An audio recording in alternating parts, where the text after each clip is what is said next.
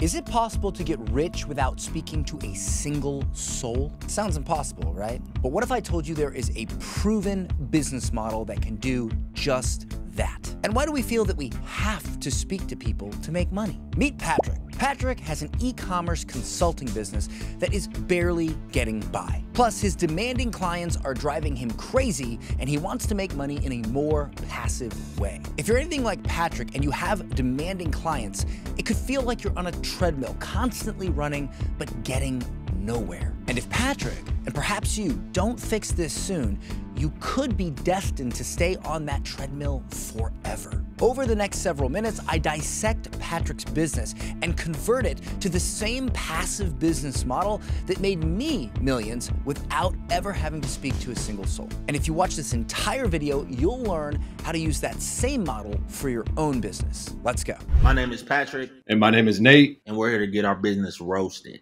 All right, Patrick and Nate, in just like one sentence, what is your business? What do you do? We help clothing brands on Shopify scale their sales. Do you also sell weed? Because that's kind of what it looks like.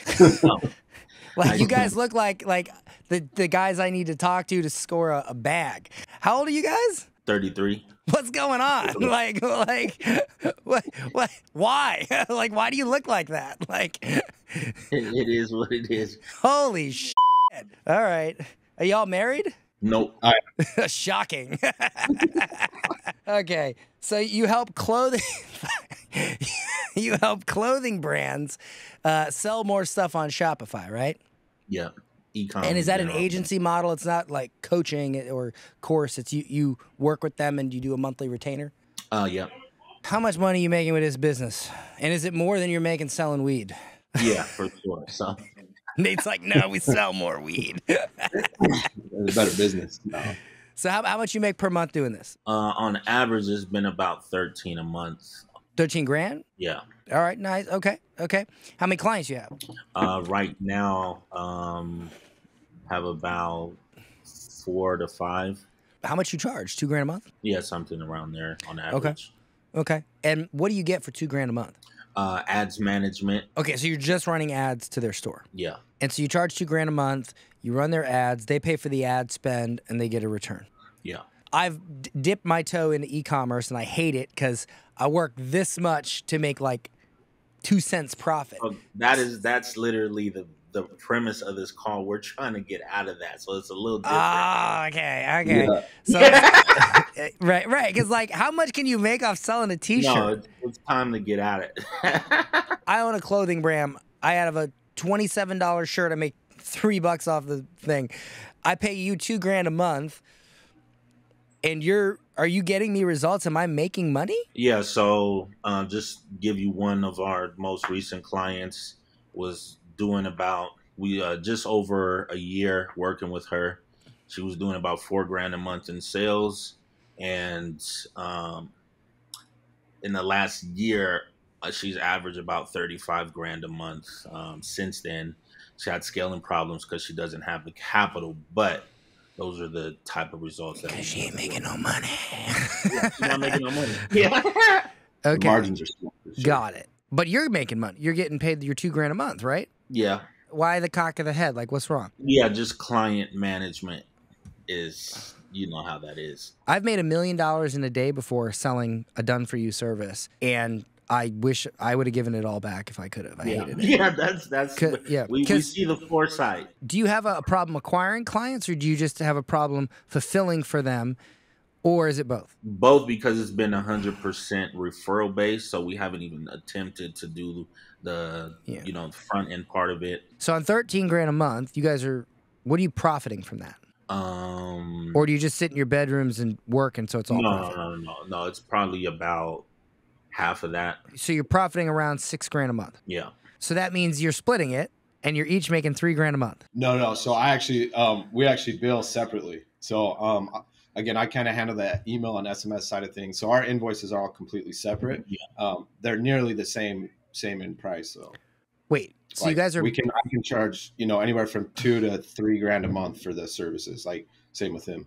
your business partners but you sell separate services and you get paid separately. Yeah. Well, he handles all like the media buying, and I handle the back end retention. And so And you don't split the overall pot. You take whatever you do. Yep. That sounds like two friends that own two businesses that hang out a lot and smoke weed. Pretty much. minus the weed.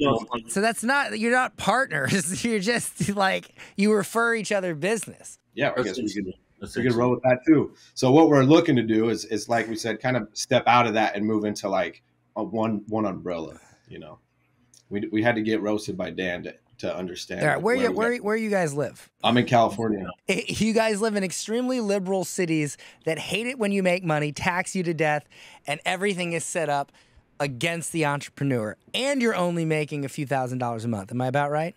We don't have state income tax. Wait, in California? Oh no, Seattle. Seattle. Washington. Cali, really? You know? My business registered in Utah. Oh, okay. You got all right. Well, wow. You guys actually are a lot smarter than most people I bring on here. You look dumber, but you're actually smarter. Wow. All right. Yeah, we hear it. If you're honestly, I'll be honest with you. I know I'm making fun of you, but here's the thing: if you're doing a clothing brand, right, and it's more like alternative clothing, then your guys' look, your brand, everything probably is on point. It's on brand, right? Especially with the whole skater thing, all that. But what are you trying to transition into? Teaching side, the course side.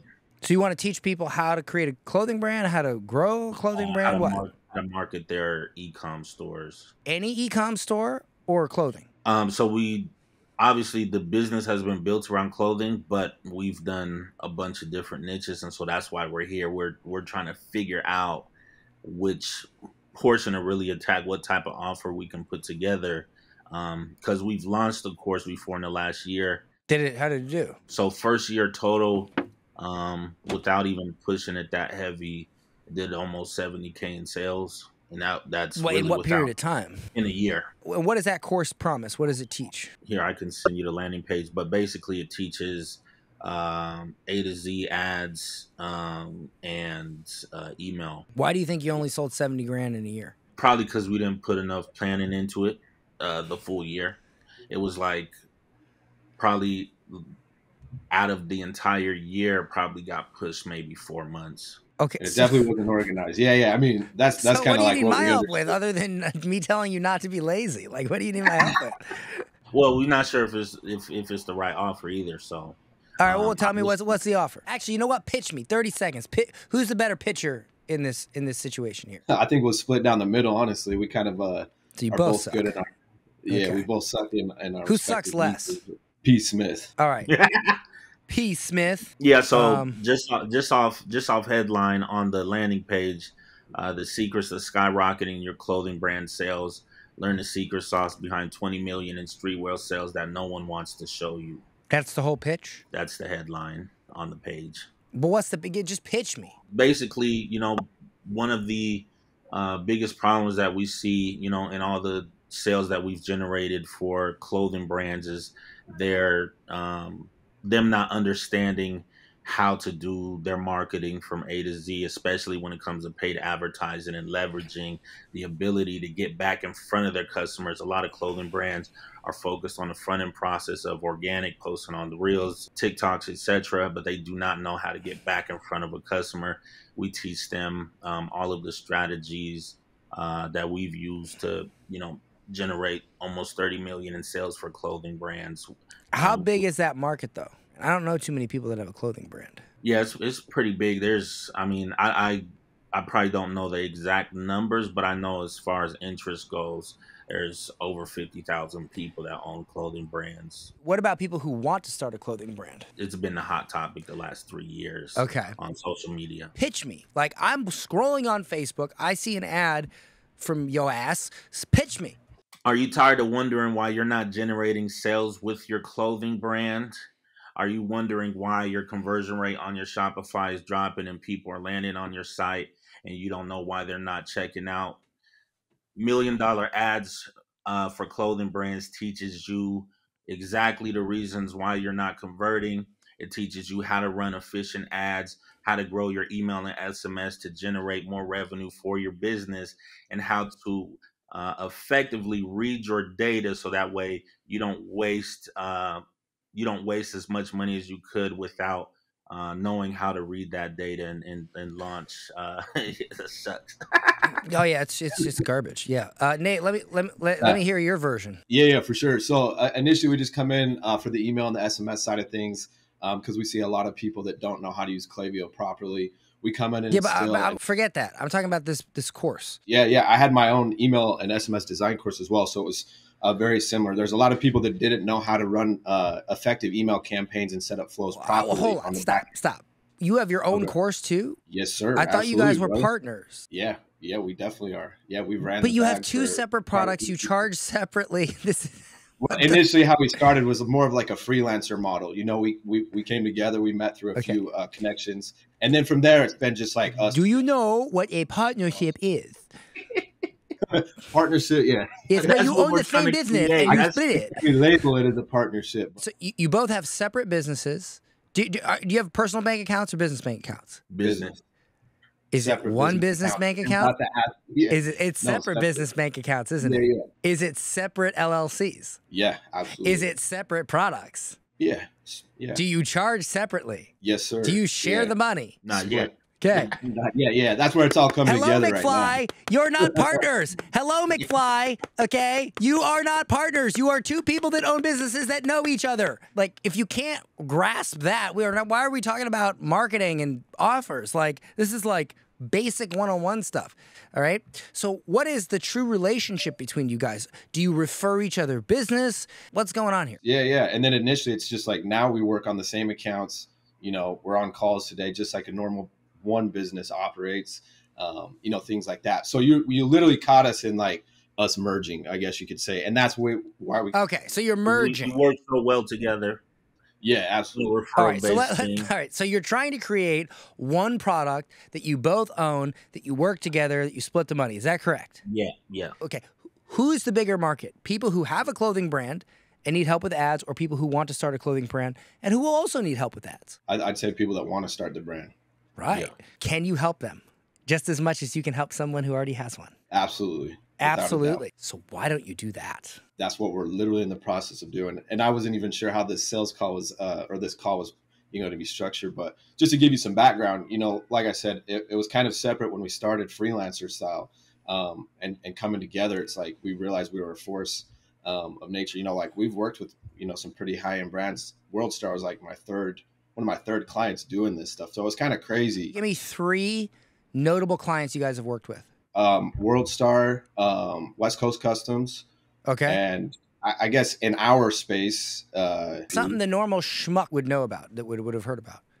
Ice Spice. Fantastic. You have World Star, you have West Coast Customs, and you have Ice Spice. Yeah, and then there's more that in the space people would recognize, but just to the normal. But just for example, and do these people have clothing brands? World Star and West Coast Customs were it was like a huge project that they did and collabed on for a giveaway that we were in charge of. So okay, yeah. And so you also have people that no one's heard of that have done extremely well. Kings Play Apparel took her from $100,000 in sales to over $3 million.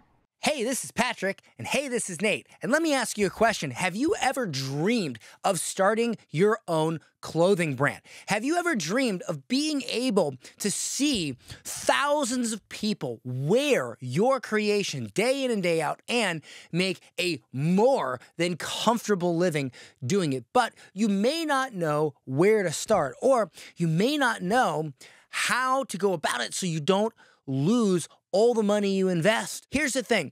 My partner and I have worked with World Star Hip Hop on their clothing line, Ice Spice, whoever the that is, and West Coast Customs on their clothing lines. And we've managed, or we've helped them sell X millions, right? And what I'd like to do is I'd like to invite you to a training where you can see the 3 steps to creating your own clothing brand. And those 3 steps are, number 1, come up with a sellable concept for your brand.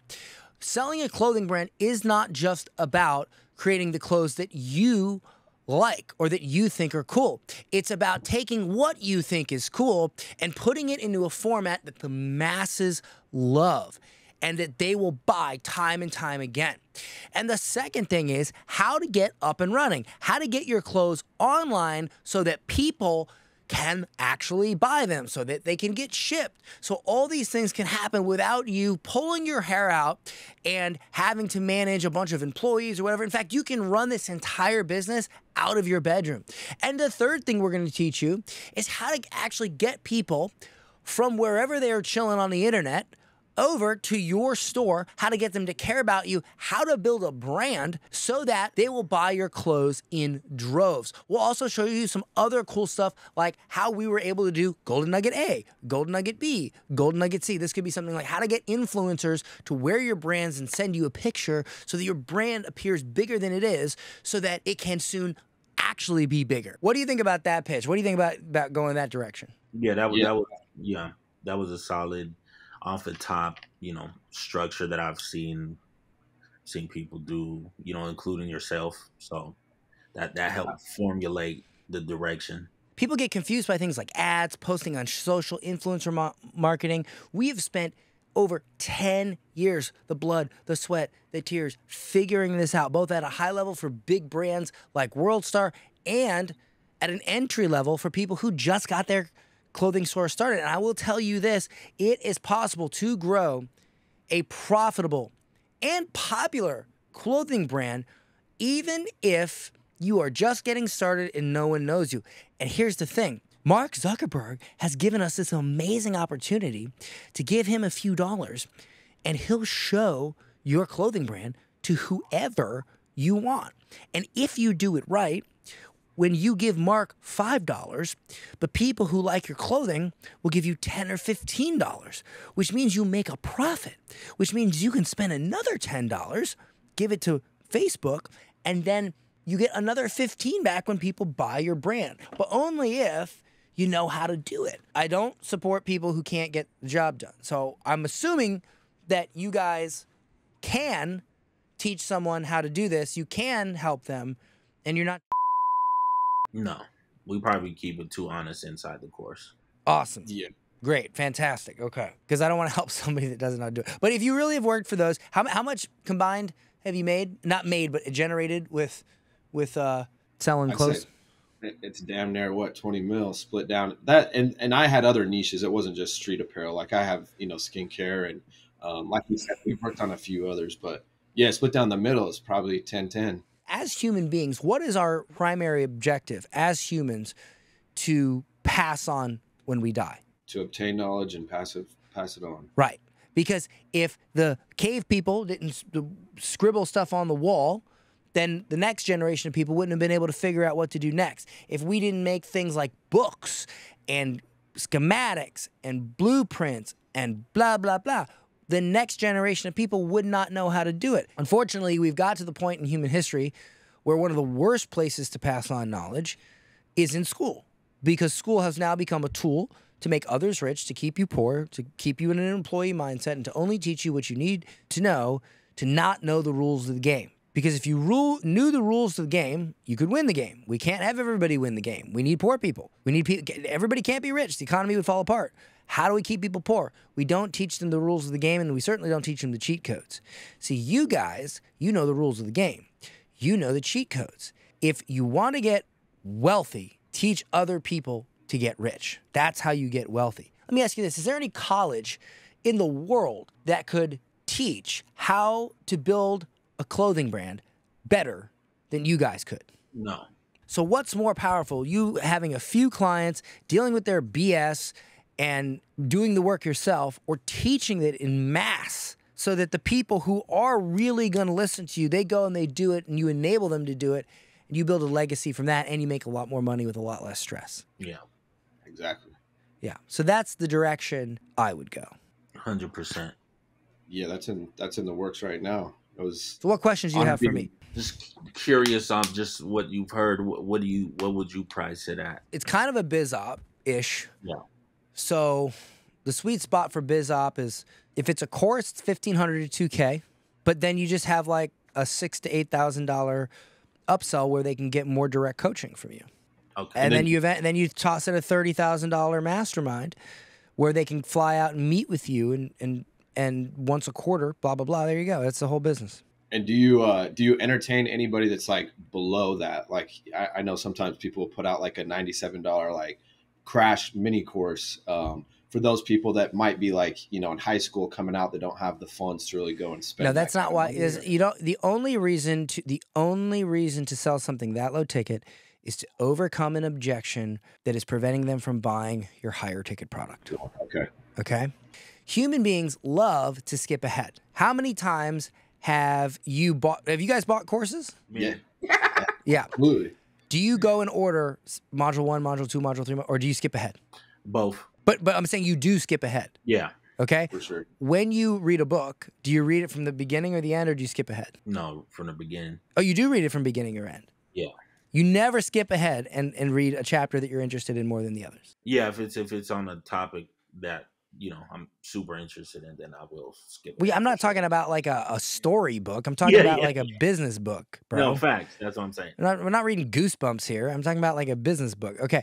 The point is, human beings love to skip ahead. So entrepreneurs generally like to skip ahead. They like to learn something that they're not ready for yet. So I realized this years ago, and I came up with a concept called Teach Step 2. I had a course on how to create a marketing agency. I ran an ad, and this ad made me at least $2 million. One ad. And I said, hey guys, here's how to get more results for your Facebook ad clients. And I completely delivered. I went through all the things you would need to know to get more results for your Facebook ad clients. Now, I knew that the vast majority of people that watched that ad would watch it and have no clients, or like one client, or they haven't even got their agency launched yet, right? Maybe like a tiny bit would be like, oh, thank you, and run. And so what I did was at the end of the video, I'd say, I hope this has helped you understand how to get more results for your existing clients. But let me ask you a question. How would you like to learn how to get more clients? How would you like to learn how to get your agency started if you're not there yet? So I taught step 2, and then I asked them if they'd like more help with step 1. And I said, if so, go watch my presentation on how to do step 1. That's the flow. Because you will have people that are already trying to start a clothing brand. Those will be the low-hanging fruit. What's a problem somebody would have with a clothing brand that is like not an initial problem, but it's a couple steps or a couple phases after the initial problem? Like what's the first problem? Like what should my clothing brand be about? Manufacturers, you know, designs, I guess, assembling the website, just like the basic things of the foundational setup. One of the biggest problems with having an online clothing brand is profit, right? It's getting your clothes produced for a low cost so that when you sell them, you make a profit. Here's a little trick you can use on how to lower your costs for your clothing. Blah, blah, blah, blah, blah, blah, blah. By the way, are you still trying to launch your clothing brand? Have you not figured out exactly what the theme of it should be, what you should call it, how you should brand it? Have you not got your store up yet? Go watch my training. Step 1. Yeah, it's clutch. I guess sometimes being a marketer yourself and being targeted with all this stuff, it just kind of gets numb to the point where you're like, you kind of get sick of the same old pitch. I don't know, like, I'm sure you know this better than anybody. So then us having to go out and do that ourselves feels a little bit like cheeky, right? And we want to try to reinvent. Yeah, but you ain't your customer, bro. Yeah, for sure. Okay, and guess what? The best pitches are the ones that get said over and over and over again. Okay, hey, there is a divine creator, and then this human became a prophet of the divine creator and sent a message to the people. And he said, do things this way. And if you do things this way, you will achieve happiness when you die. And if you don't do things way, you will be sad when you die. What pitch is that? Religion, right? Literally every religion is that pitch. Hey, are you struggling with the Atkins diet? Let me show you a better way to do it so you get better results out of it and you can stick to it better. Or are you struggling with the Atkins diet? Let me show you intermittent fasting and how this is an easier, faster, and better way to lose weight. It's a lot easier to do, and you can eat whatever you want. Which is a better pitch? Obvious, right? Yeah. The second one, you're not getting what you want, so let's do something new in order to get it. Let's out with the old, in with the new. Not let's do the old better. Literally almost every president that's ever been elected has said, out with the old, in with the new. This framework is the bedrock of every pitch ever. Can I give you one for example to like rip into for? just because we're in the marketing space, and I'm sure you've seen these, but I've always kind of been curious on how you would recreate this, or if you would keep it the same where, hey, let me and my 7 to 8 figure marketing team come into your business and do these 3 things. There's no way you haven't seen this pitch before. And if you don't, you don't pay. Yeah. Have you seen those pitch before? Yeah. So is it like, I mean, I look at those and I'm targeted with those all the time. And I often wonder, like, how does that make you different? Is that something that you would rock with? How would you change that pitch? Or would you just leave it? And because there's so many people using it. Guys who make pitches like that, here's what happens. The first guy to do it makes money. Everybody else struggles. Here's why. It's a transactional pitch. And I know Cole, okay, and I would tell this to him to it. But see, Cole's a sales guy. He's not a marketing guy. And that's the difference. Salespeople always try to justify price. People who are smart marketers, they never justify price because they don't have to. All right, there's a difference between transactional selling and transformational selling. What I'm trying to say is people that pitch like that are schmucks because they don't understand that if you just learned the slightly harder way to pitch, which is transformational, you could charge whatever you want. You won't have to give away as many guarantees, blah, blah, blah. Dude, I've never had a guarantee. I've had 100 people in a $55,000 mastermind. I've sold 1,200 people into a $10,000 consulting program. I have 700 people in a $97 a month membership. And I have never once in my entire career offered a money-back guarantee, ever. Well, I think I did for one of my very first products that was like $2K. But other than that, I've never offered a money-back guarantee because I know how to present something where I don't have to. So when I see those pitches, I just think they're schmucks. Yeah, I don't get annoyed. I laugh. And it reminds me how much it paid off to get good at what I do. For sure. Does that make sense? Yeah, for sure. This is a question I've been thinking about for a minute just because it's how I first got into the 30-day agency after you retargeted me for a year and a half. What one of your favorite retargeting nuggets? Retargeting ads on Facebook? Yeah. Well, I would say that there's different types of buyers. There's 3 types of buyers. There's the impulse buyer. The impulse buyer sees your stuff. It makes sense to them, so they impulsively buy on the first shot. This is a very low amount of people. Then you have the hell no people. The hell no people are the people who they see your stuff and are like, this guy sucks. I'm never buying this. Double birdies. I'm out. They never buy. And that's probably like the bulk of people, like maybe like another 60%. So maybe 10% is impulse buyers, maybe like 60% is hell no's. And then you got the other 30%, if I did the math right, who are the on the fence people. These are the people who see it. They don't buy right away, but they're thinking about it. This is the majority of your prospects. They're on the fence and they're considering it. And the problem is that's where the bulk of your money is. And most people don't realize how to shake that fence and get those people off. And when you understand how to do that, they'll start coming off. So how do you do that? Well, some people are on a different fence because they haven't connected with you emotionally yet. Other people are on the fence because they need more proof. Other people are on the fence because they have an insecurity in themselves, right? So when I create retargeting ads, I like to address each one of those people. So I'll have a retargeting ad with like a heartfelt pitch, right? And I'll be like, here's a story about a time I didn't take action, and then I did take action and great things happened. Don't let this happen to you. Join blah, blah, blah. Send out a survey to all the people that didn't buy your stuff and go, what were your concerns? What made you like not buy? They'll give you a list. Oh, I got 5 kids. I don't have time. Oh, this. Oh, that. Oh, I have this insecurity. Take the top 5. Go post in your student group. Hey, has anyone dealt with these things, but you joined anyway and you've had success? Me. Schedule student success calls with those people. Bring them on, have the sheet in front of you and say, hey, just curious, did you deal with this, this, and that? And they say, yes, right? They tell you about it. Then you start the interview. You say, all right, guys, I want to bring John on, who was able to successfully get his first 5 clients or sell out his first t-shirt for his clothing brand, even though he had 5 kids and he felt this way and he felt objection, objection, top objection, top objection. John, can you tell me more about that? Like, how did you get over those things? Well, blah, blah, blah, blah, blah, blah, blah. Now they're speaking directly to the bulk of your people who are on the fence, talking about the very reason they're on the fence and explaining why they bought anyway. Yeah. Like, I used to think that I thought I was better than most people who taught this stuff. And that was a problem with me, that I had an ego. And then people started telling me like, no, Dan, you really are the best. Yeah. Because like I've never seen anyone explain something like that. And it's usually the reaction. Have you ever heard anyone explain it that way? No.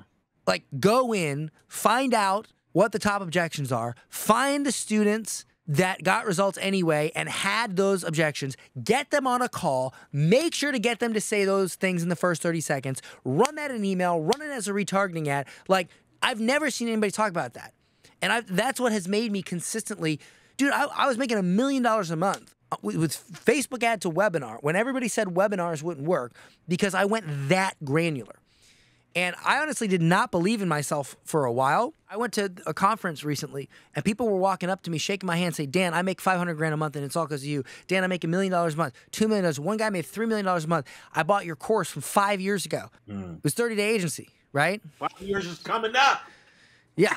Okay. But you know what I'm saying? Like, so one thing I need to do is believe more in myself that holy shit, I actually might be the best, or at least one of the best at this. No, and hands down. Right. I think well, thank you. That for you. Thank you. But you guys are also probably one of the best at what you do.